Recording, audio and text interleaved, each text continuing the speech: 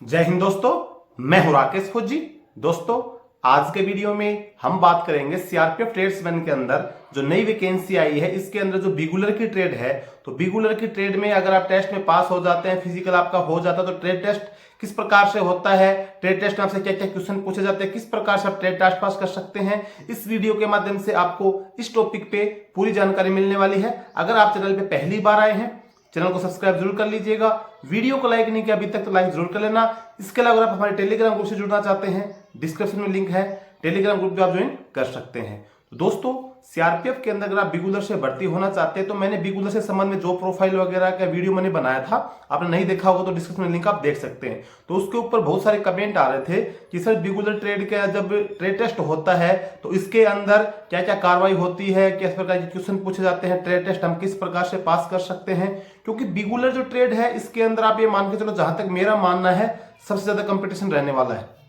क्योंकि बिगुलर जो ट्रेड है वो जीडी के सिमिलर ट्रेड होती है और जीडी के साथ पूरी कार्रवाई जीडी की करनी पड़ती है। अपने ट्रेड का काम कम करते हैं, जीडी की ड्यूटी ज्यादा करते हैं। इसके अलावा इनका जब प्रमोशन होने के बाद में ये जो इनकी जो बिगुलर ट्रेड होती है हट जाती है, जीडी में आ जाते हैं। जैसे हेड कांस्टेबल बनते हैं, इनकी ट्रेड चेंज होकर जीडी में कन्वर्ट हो जाते हैं। इसके अलावा जीडी के जो जवान जितने भी एलडीसी एग्जाम वगैरह दे सकते हैं, डेपुटेशन जो भी प्रोसेस होती है सेम बिगुलर के लिए लगभग लागू होती है।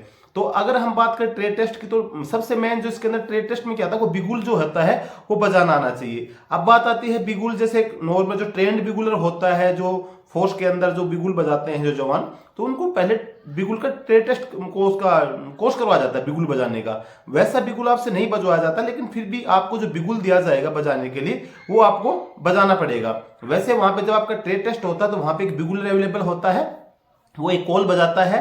तो आपका जो एग्जाम लेने वाला वही बोलेगा कि जो कॉल इसने बजाई वही कॉल आपको बजानी है। ट्रेड टेस्ट इस प्रकार से होता है। लेकिन बच्चे, अगर कोई बच्चा इस प्रकार से नहीं बजा पाता है तो थोड़ा बहुत बच्चा जो बजा देगा, आसपास उसके रहता है, उसका सिलेक्शन हो जाता है। अगर सिमिलर नहीं बजा पाएगा, थोड़ा बहुत भी उसके आसपास होता है, उसको पास कर दिया जाता है। लेकिन आपको जो बिगुलर खड़ा होता है, जो कॉल बजाता है, तो जो अफसर होगा आपका टेस्ट लेने वाला, वो यही बोलता है कि आपको इसकी जैसी कॉल बजानी है। यानी कि बिगुल आपको बजाना आना चाहिए। कम से कम आपको, अगर सेम कॉल नहीं निकाल सकते, सेम आवाज नहीं निकाल सकते, तो कम से कम उसके आपके अंदर बिगुल के अंदर आवाज तो निकालनी पड़ेगी आपको। क्योंकि बिगुल इतना आसान नहीं होता है कि आप मुंह में लिया और बजा दिया। बिगुल बजाने की प्रैक्टिस होती है, उसको आपको सीखना ही पड़ेगा बिगुल आपको बजाना है तो। दूसरी बात यह है कि जैसे बिगुल के अंदर किस प्रकार के क्वेश्चन पूछे जाते हैं, क्योंकि आपका जब ट्रेड टेस्ट होता है तो आपसे क्वेश्चन आंसर किए जाएंगे। और ये सब ये बिगुलर ट्रेड होगी सिर्फ इसी के अंदर नहीं है, आप किसी भी ट्रेड के अंदर जैसे आप एग्जाम देंगे या जिस ट्रेड से आप फॉर्म अप्लाई करेंगे उस ट्रेड का जब ट्रेड टेस्ट होगा, तो पहले क्या था कि सीआरपीएफ ट्रेड्समैन के अंदर आपका जो ट्रेड क्वेश्चन अलग से आते थे। यानी कि 50 नंबर का मान के चलो आपका नॉर्मल टेस्ट होगा, 50 का आपका ट्रेड टेस्ट हो जाता था।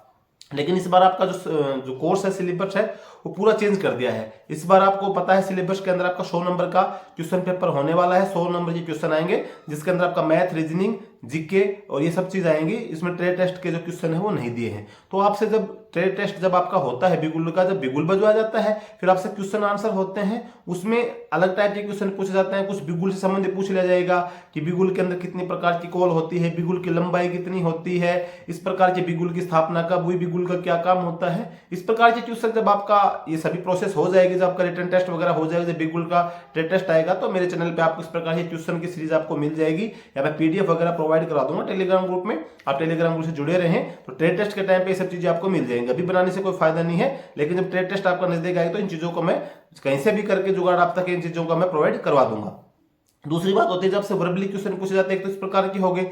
दूसरे आपसे ये पूछ सकते हैं कि जैसे ट्रेड टेस्ट हुआ था बिगुलर का, बहुत मेरे को मतलब देखा था मैंने टेस्ट, उसमें क्वेश्चन इस प्रकार से पूछे हुए थे कि जैसे हाथ से बजने वाले वाद्य यंत्र, मुंह से बजने वाले वाद्य यंत्र, या बांसुरी का अपना जैसे कोई अच्छा जो वादक होता है उसका नाम देते हैं, किस वादक से संबंधित है। डपली वादक हो गया, जो अपने जो नेशनल स्तर के, इंटरनेशनल लेवल के जो भी है ना, इस प्रकार के जैसे बांसुरी बजाने वाले हैं, ढोलक वाले होते हैं जो अपने नेशनल इंटरनेशनल लेवल, इन प्रकार के क्वेश्चन भी आपसे पूछे जा सकते हैं। तो इन प्रकार के क्वेश्चन की आपको जानकारी होनी चाहिए। मुंह से बजने वाले वाद्य यंत्र, हाथ से बजने वाले वाद्य यंत्र कौन कौन से होते हैं, ऑप्शन भी दे सकता है आपको पूछने के क्वेश्चन आंसर में। क्योंकि जब ट्रेड टेस्ट होता है तो इस प्रकार के क्वेश्चन आते थे कि आप 5 मुंह से बजने वाले वाद्य यंत्रों के नाम लिखें, 5 हाथ से बजने वाले वाद्य यंत्रों के नाम लिखें, बांसुरी वादक कोई भी ऑप्शन दे देगा, इसमें से बांसुरी वादक कौन है अपने भारत का प्रसिद्ध ये डफली वादक कौन है। इस प्रकार के जैसे क्वेश्चन उसके अंदर आते थे। तो वर्बली में भी इस प्रकार के क्वेश्चन आपसे पूछे जा सकते हैं कि जाकि जो एक बिगुल से संबंधित भी होंगे कुछ क्वेश्चन, तो कुछ क्वेश्चन इस प्रकार के जो होते हैं कि एक प्रकार से बिगुल इस प्रकार की है कि जैसे संगीत से संबंधित क्वेश्चन वगैरह आपसे पूछे जा सकते हैं। लेकिन सबसे पहले अभी आपका जो फोकस होना चाहिए वो आपका रिटर्न एग्जाम पे होना चाहिए। आप रिटर्न एग्जाम का जो सिलेबस है वो आपको पता है, क्योंकि फर्स्ट में आपका रिटर्न एग्जाम होगा। रिटर्न एग्जाम जैसे हो जाएगा उसके बाद में आपको पता है प्रोसेस फिजिकल होगा, उसके बाद में फिर आपका ट्रेड टेस्ट होता है।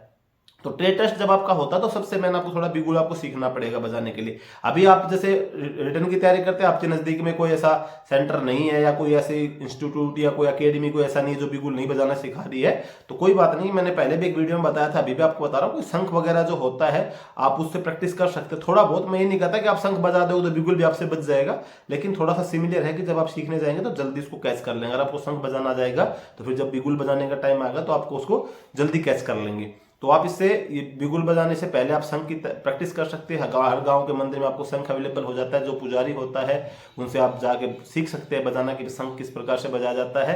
साथ में ही आप अपने अभी रिटर्न के एग्जाम पे फोकस करें, फिर अपनी फिजिकल की तैयारी फोकस करें, ट्रेड टेस्ट में भी टाइम है। तो इस प्रकार ये क्वेश्चन आ रहे थे तो मैंने सोचा इस वीडियो बना दूं ताकि जिन बच्चों का इसके संबंध में डाउट है वो क्लियर हो जाएगा।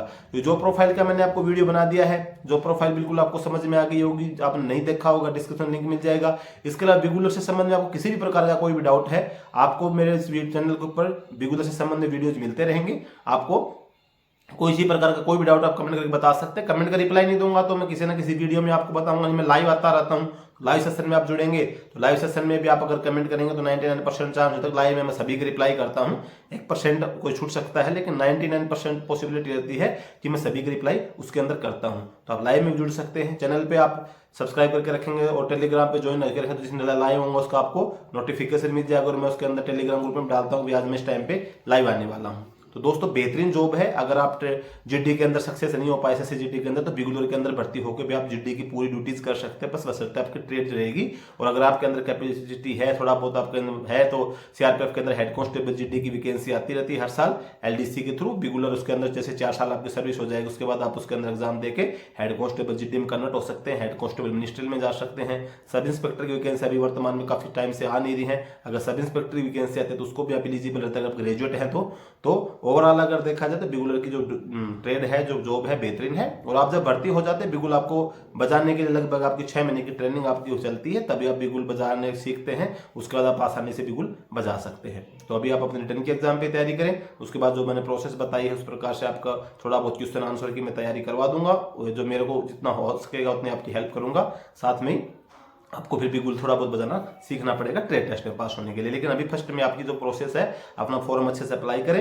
फॉर्म जब आपका अप्लाई हो जाता है अपने रिटर्न की तैयारी पे ध्यान दें। तो दोस्तों आज के वीडियो में बस यही जानकारी थी। अगर ये जानकारी आपको अच्छी लगी हो वीडियो को लाइक कर लेना, चैनल पे पहली बार आए हैं सब्सक्राइब करके बेल आइकन को जरूर प्रेस कर लेना। जय हिंद।